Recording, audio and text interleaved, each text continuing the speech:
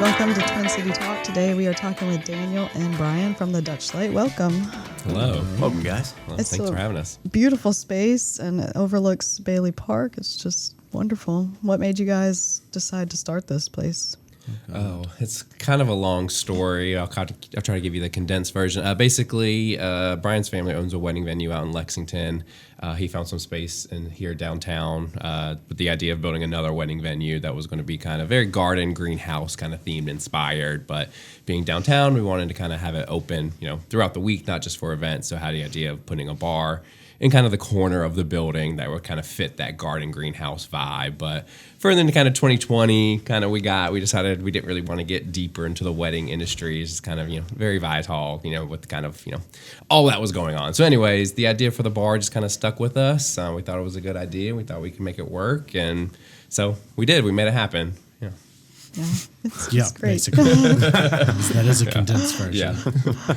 Oh, so it sounded like there was an elaborate version that might have had some interesting details in the way that you just said that. Is it? Yeah, well, if the wedding venue would have happened, it would have been much more elaborate. But, Yeah, no doubt. Yeah. So how was the process for you guys of, acquiring the space and then, turning it into what it now is? not too bad. We work with Linville team quite often, my family, on different projects. So they help find the space. We toured a couple places, walked into that space. Originally, we're looking at the space next door, but then kind of like moved on over, and the patio and skylights kind of sold that on us, and fit the like kind of greenhouse inspired theme a little bit. Again, the patio was just kind of something that not many places have to offer overlooking Bailey Park like that. So one of the first questions we asked the landlords was, well, can you get stairs to the patio? Because otherwise we're not really interested, because coming through the building would just, everyone hears about complaints of parking in Winston. Mm-hmm. The more barriers to entry to your space, the worse off you are. So that was kind of very key to us. They said, oh, yeah, we're sure that we can make it work. And then Andrew Viator designed the stairs, and it's beautiful. Originally, they had a concept that wasn't going to like wrap around the smokestack, but we were all really hoping that they would go with that one, even though everyone knew that was obviously going to be the more expensive option, but it was the coolest option. Mm-hmm. So, yeah. And then 600 below us is great people. Yeah.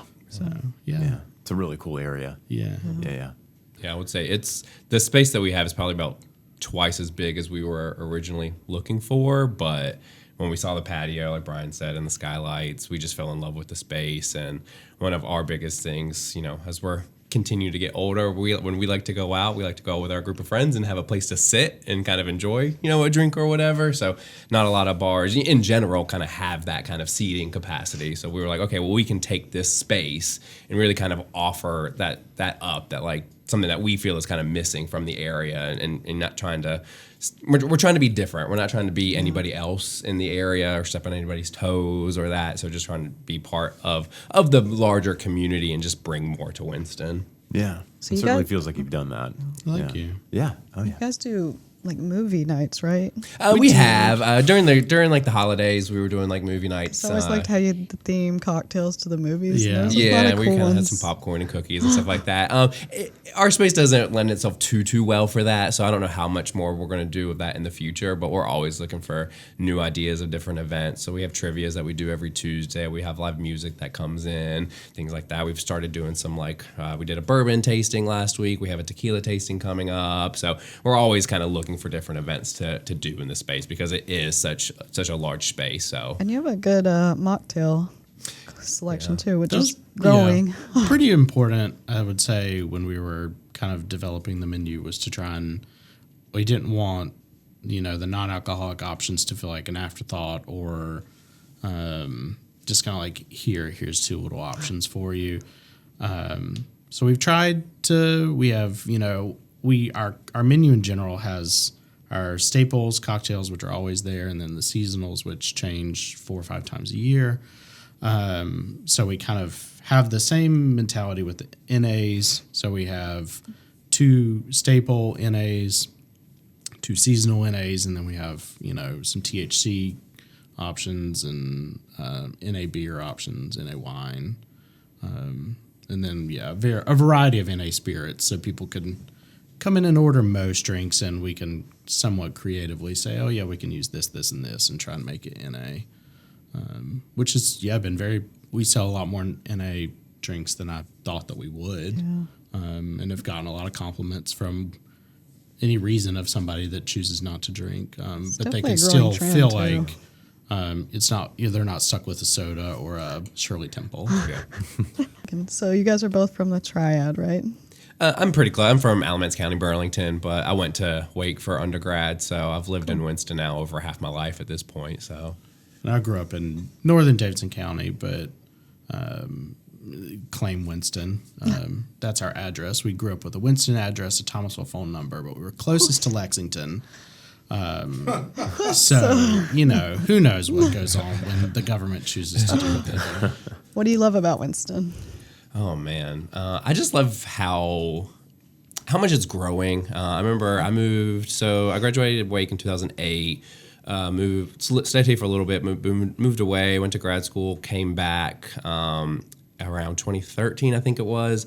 And I remember I had some friends from college being like, oh, how do you like being back in Winston? I was like, oh, I love it. And they were like, really? Like you don't have to lie to me. I was like, no, like I do. Like it's so much, one, it's so much different than it was when we were in school. And 2, at least when we were in school, we stayed in our little Wake bubble. Like we didn't just venture out. So like coming back as like an adult, I say in air quotes, and just exploring the city and seeing what it had to offer. And even then, that was 12 years ago now. And just seeing, where we are in Bailey Park, none of that was even kind of what it is. And now they're even continuing to expand, a little bit further down, near the Long Branch Trail and everything. So I think just watching the city grow and just seeing how Winston seems to want to support Winston. So the people that we've talked to, even as we were kind of, getting the bar up and running, people were excited for a new place. And it seems like it doesn't really matter what that new place is. People are excited just to try something new. And again, just support the city. Yeah. I kind of grew up here, but you never came into downtown growing up. And then I went to recurring housing. I'm sure everyone says it. Yeah. I went to Elon for college, and then after college lived in Orlando for a couple of years and worked for Disney World. So then when I decided to move back, I was like, okay, downtown actually has spaces now that kind of feel big city-esque. At the time, I think the Winston Factory Lofts was nearly anything that was there. So I moved into the Factory Lofts and lived downtown for several years until we kind of moved to the suburbs. Suburbs. We're 10 minutes out of downtown. Yeah, we have never lived more than 10 minutes from 27101. Yeah, I think anywhere in Winston is pretty essential to downtown. You can get there pretty fast. Yeah, it is crazy how downtown just kind of is the bullseye. And you can get there so many ways too. Yeah. Oh yeah. Yeah, and I think that's what I like about Winston too, is I can get wherever I need to in less than 15 minutes. Yeah. Like, no matter what I'm looking for, I can get there. Like, I don't have to leave the house super early. Traffic's never crazy. Like, so even at rush hour, like, I just, you figure out the ways to avoid, certain areas. Well, that's what I've said. I've told this story. I'm originally from West Virginia. Moved here between 9th and 10th grade, which for most people is a horrible time to move. But I've never met a stranger. So I went in like I'd been going to those schools for years. I went to Parkland High School. And I thought to myself, when I moved here, though, I'm like, I'm going back up there as soon as I can. When I get my driver's license, I'm going to live with my grandmother. I'm going to go back to school with my friends who I already had established since I was kindergarten. But being in Winston for 3 months, I'm like, no, I can get anything I want within 10 minutes max. I'm not going back. I'll go back to visit, but I am not moving back. Yeah. I landed in L.A. and was, set to live there for the better part of, I don't know, in total it's probably close to 15 years. And I was there for 6 months going, I wonder when I'll move back to Winston. So yeah, it's one of those things that I think if you, I don't know, you can call it the magic of the city or whatever, but if you get it and you like the charm, you like the things that it has to offer, it's kind of hard to beat. Yeah. So yeah, everybody tends to just gravitate back. Yeah, I always like to say Winston has like the convenience of a city, but doesn't have like the pitfalls of like a major city. Yeah. So that's what I always like. And even Brian brought up parking. We always hear people complain about parking. I actually think downtown parking is actually pretty great. I think it's like you can find free hourly parking. Like right now, I'm parked for free. Like it's a set time, but like there's not a lot of places you can do that. Like all of the parking decks are free usually on the nights and the weekends. Like, and even from our space, I mean, at Bailey Park, there's a good bit of parking there on Patterson Avenue around the park, and then right up the hill is a parking deck that's free on nights and weekends. Yeah. So an hour in LA is $9, and they're standing there with the ticket ready to hit you. If you're not and even now, some of the paid lots. I mean, most of the paid lots like do validating. So if you run into Camel City Barbecue or whatever, like they'll validate your parking, so you still don't have to pay, even though it's a paid lot. Yeah. So I think the parking situation is actually pretty great in Winston, personally. It's fine with me. Yeah. I think you got to know where to look. Yeah. And I think that maybe is most people's pitfall is if they're uneasy or just don't know the area as well. I think it can be overwhelming for people. It seems like most of the people that complain about parking are actually from here, though. Like, because we've talked to so many people that are from here, and they all say, "Oh, but the parking's great." Mm-hmm. Yeah. So. I like that we just spent 15 minutes talking about parking. So important things. The name, where did the name come from? Yeah, so like I mentioned, with going back to the wedding venue and being kind of garden greenhouse theme, we were just looking up some terminology that related to greenhouses, and we were doing it with some friends. And one of our friends just stumbled upon the term the Dutch light, which is a specific style of greenhouse where the walls are just angled a little bit more to let in more sunlight. Okay.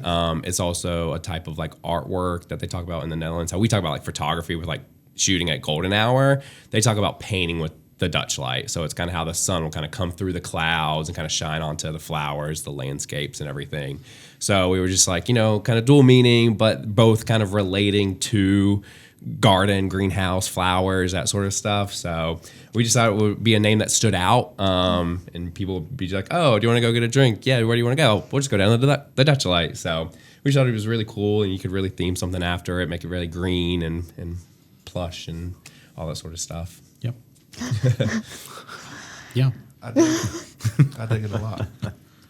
So, I'm sure Burgess can attest, as bar owners, you probably love talking to, all the people that come in. Do you have any interesting stories from that? I don't think so, not yet. So we opened in September, so we've only been open about 7 or so months now. I would say most of our customers have been great. We definitely have our kind of our regulars now who kind of come in often. So that's been fun, kind of getting to know kind of the people that come in frequently and kind of learn their name. I think both of us really kind of go out of our way to remember people's names, just showing that little bit of sign of kind of hospitality of like, hey, we care about you, like we want you to come back, that sort of thing. That's been the funnest part, honestly. But no kind of crazy stories that I can think of. What's been the most challenging part of owning the bar? Just the little things that you don't think about. Right now we have one of our POS terminals is down because the outlet has what's the word? Tripped. The GFCI is. We have a drain that's clogged up right now underneath one of our wells. There's just all those little things that, especially when they all kind of happen at once and you're like, okay, well, we got to get a plumber in here and an electrician and like this and this and that. But for the most part, And I feel like no matter what process improvement we make, we're like, oh, okay, well, this is going to help with inventory, and we're not going to run out of anything now. It still is somebody will walk and be like, hey, where are the short straws? What are you talking about? Why didn't anybody say that we were running out of short straws? That's fun. Yeah. I'm laughing painfully. Yes. Yeah, where are the See, Daniel, it's not just us. I'm right there with you. Yeah. No. I've gotten to the point where there are a few things like that where it's, it'll happen every now and again because things get overlooked or whatever, because it's just part of it. And I remember at one point that like the third time something like that happened, I went, what's our normal order? And they're like, I don't know, 3 cases. I went, 14. 14 cases. Oh And my it was like, gosh. we just loaded up and the whole wall. It's like, that way, I never want to hear that we're, Yeah. so. Somewhat spitefully did with that with straws last time because it was like do a lot one of a month. straws. He was like, "Hey, can you order long straws? Hey, can you order short straws?" And I said, "I am tired of this." And I said, "Please send me."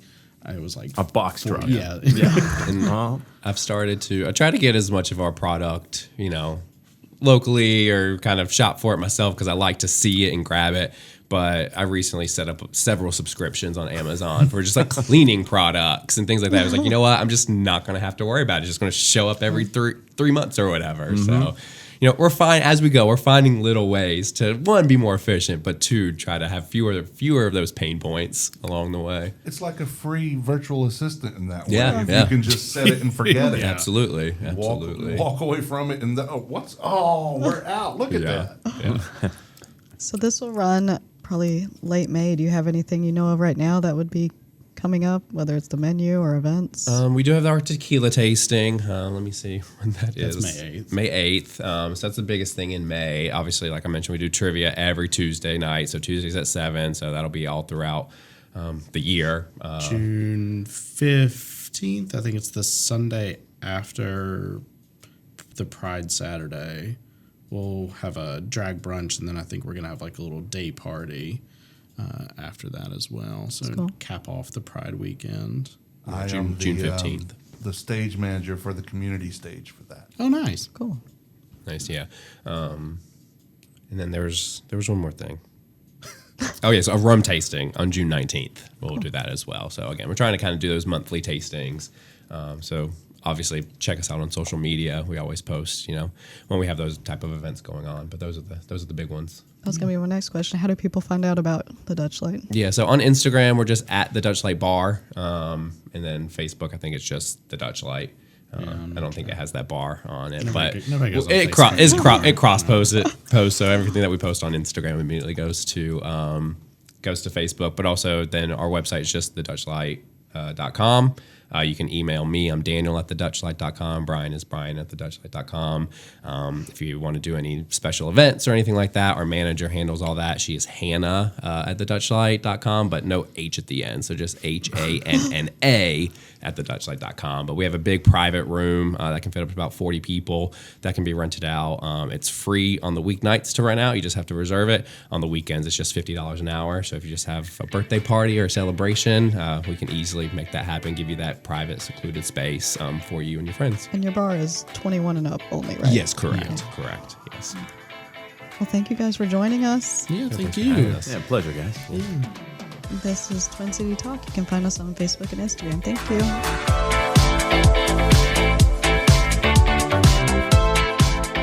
The views and opinions portrayed by guests on this podcast are not necessarily those of the distributors and hosting companies. And if you love this podcast, that's great, but don't think about stealing it. Reach out to us and talk about the content because it is copyrighted.